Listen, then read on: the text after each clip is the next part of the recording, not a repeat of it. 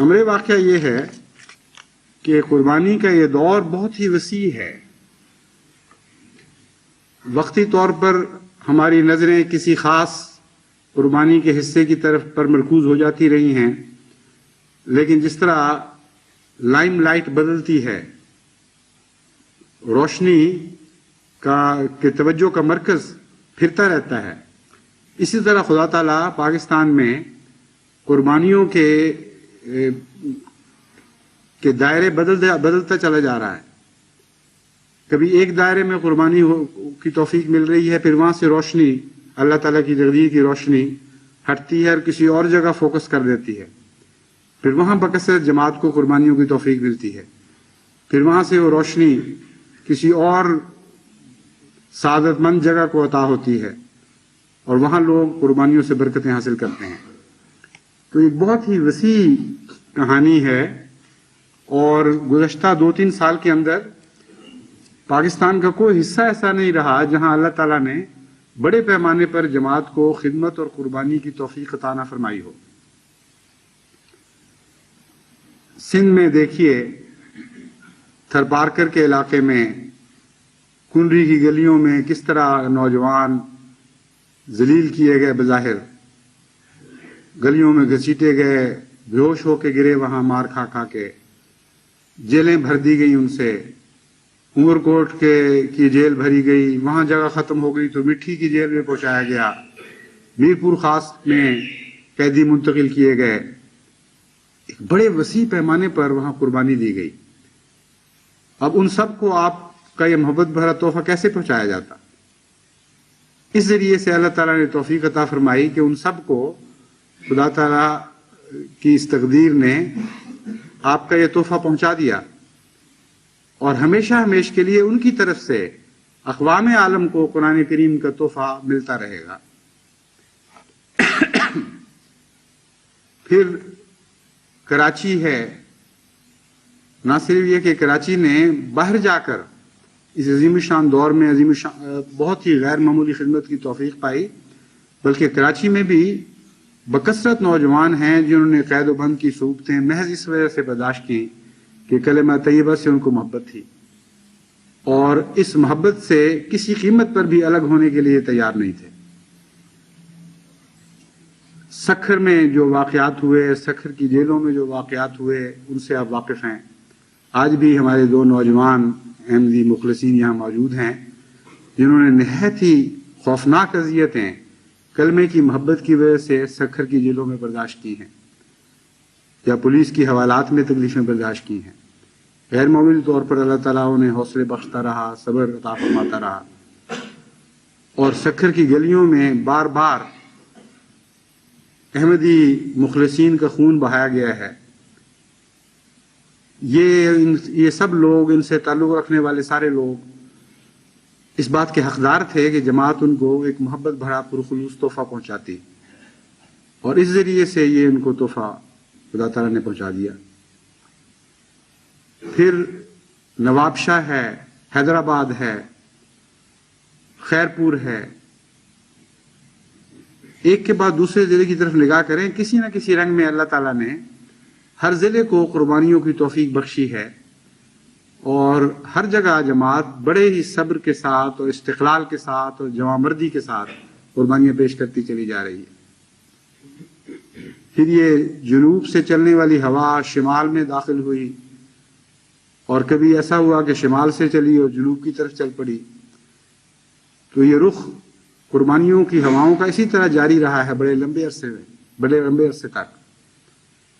لاہور کی جماعت کو اسی طرح قربانیوں کی توفیق ملی. ساہیوال کے معاملات تو آپ کو ازبر ہو چکے ہیں، ساہیوال کے واقعات تو آپ کو ازبر ہو چکے ہیں، اور کس طرح کثرت کے ساتھ اکاڑے میں بھی اور ساہیوال میں بھی اور ملتان میں بھی اور رحیم یار خان میں بھی اور بہاولپور میں بھی اور بہاول نگر میں بھی اور ڈیرہ غازی خان میں بھی، راولپنڈی میں، اٹک میں، گجرات میں، گوجرانوالے میں، سرگودے میں، جھنگ میں، سیالکوٹ میں، لاہور کے علاوہ قصور میں، یہ سارے اضلاع کوئی ان پر نظر ڈال کے دیکھیں، کوئی ایک بھی ضلع ایسا نہیں جہاں جماعت کو اللہ تعالیٰ نے غیر معمولی طور پر کلمہ طیبہ کی محبت میں قربانیوں کی توفیق نہ عطا فرمائی ہو۔ پھر صوبہ سرحد میں ہزارے سے بڑا شاندار آغاز ہوا تھا، اسی لیے میں نے کہا کہ کبھی تو یہ ہوا جنوب سے چلی ہے اور شمال کی طرف روانہ ہوئی، کبھی شمال سے چلی اور جنوب کی طرف چلی گئی۔ ہزارہ بھی شمالی علاقوں کا ایک حصہ ہے، اور صوبہ سرحد میں ہزارے کی جماعت کو اور ایبٹ آباد کی جماعت کو بہت ہی شاندار، بہت ہی عظیم الشان تاریخی قربانیوں کی توفیق عطا ہو چکی ہے۔ پھر بلوچستان رہتا تھا، کوئٹے میں جو واقعات گزر گئے ان سے معلوم ہوتا ہے کہ اللہ تعالیٰ کی تقدیر نے یہ فیصلہ کیا کہ بلوچستان کی جماعتیں کیوں اس سعادت سے محروم رہیں۔ چنانچہ کوئٹے میں بھی جماعت کو جس شان کے ساتھ، جس طرح سر کو بلند رکھتے ہوئے اور کلمے اللہ تعالیٰ کے نام کی عزت اور ناموس کا علم بلند رکھتے ہوئے اپنا سب کچھ فدا کرنے کی توفیق ملی ہے، ایک بہت ہی سنہری باب ہے کوئٹے کی جماعت کی تاریخ کا، جو غیر معمولی شان رکھتا ہے۔ جہاں تک میرا علم ہے، کوئٹے کی جماعت کو اس سے پہلے بحیثیت جماعت اس طرح اجتماعی قربانی کی کبھی توفیق نہیں ملی تھی۔ چھوٹے کیا، بڑے کیا، مرد کیا، عورتیں کیا، وہ جن کو تیسری صف کا احمدی خام خواہ ظلم کی راہ سے شمار کیا جاتا تھا، بعض ان میں سے منافق کہلاتے تھے خام خواہ بے وجہ، کچھ کو کہا جاتا تھا کہ ان پر پورا اعتبار نہیں کرنا، ان میں فلاں روگ پائی جاتی ہے، فلاں رگ پائی جاتی ہے۔ جب ابتلا کا وقت آیا تو ایک چٹان کی طرح، ایک بنیان مرصوص کی طرح ایک جان ہو کر ان سب نے قربانیاں دی ہیں، اور ایک لمحہ کے لیے بھی جماعت کی عزت اور ناموس کا سر جھکنے نہیں دیا، کلمے کی محبت کے علم کو بلند رکھا ہے، اور کوڑی کی بھی پرواہ نہیں ہے کہ ان کے سر پر کیا گزر جاتی ہے۔ ایسے حالات پیش آئے کہ جبکہ واقعتاً یہ خطرہ تھا کہ کلیتاً سارے کے سارے احمدی وہاں قتل و غارت اور شہید کر دیے جائیں گے، لیکن مجال ہے جو ایک لمحہ کے لیے بھی ان کے پائے ثبات میں لغزش آئی ہو، پہلے سے بڑھ کر ان کے عزم بلند ہو گئے، ان کی ہمتیں جوان ہو گئیں، ان کے اندر غیر معمولی حوصلے پیدا ہوئے، اور نظر پڑتی تھی تو رشک سے اور محبت سے نظر پڑتی تھی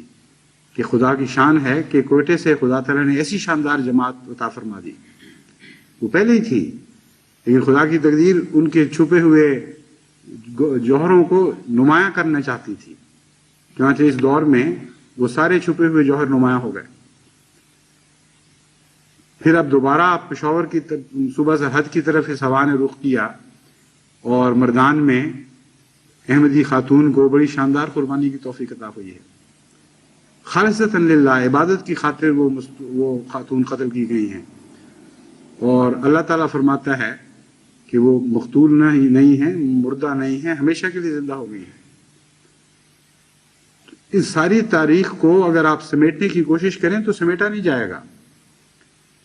2-3 سال کے اندر ایسی خدا نے حیرت انگیز جماعت کو قربانی کی توفیق عطا فرمائی ہے، ایسی عظمتیں عطا کی ہیں کہ ان کو دیکھنے کے لیے ہمیشہ آپ مڑ کر تاریخ میں ڈھونڈا کرتے تھے۔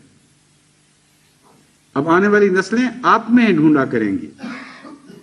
اور تلاش کے لیے ان کو زیادہ کوشش نہیں کرنی پڑے گی۔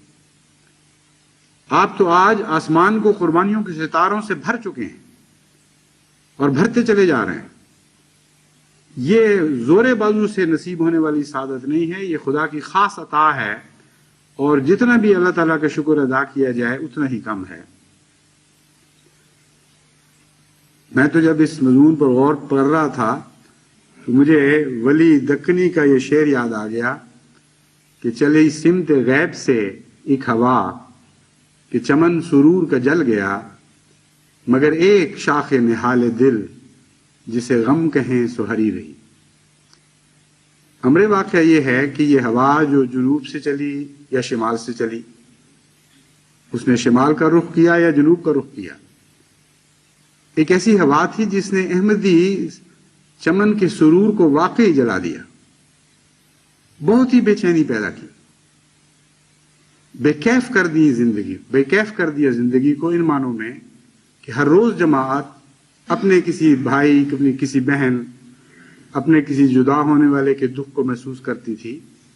اور اس سے بڑھ کر یہ کہ حضرت اقدس مسیح موعود علیہ الصلوۃ والسلام کو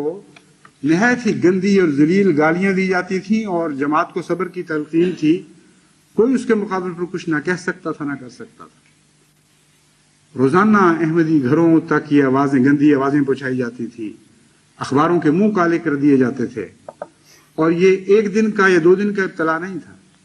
سال ہا سال تک مسلسل روزانہ یہ ظلم ہوتا رہا ہے۔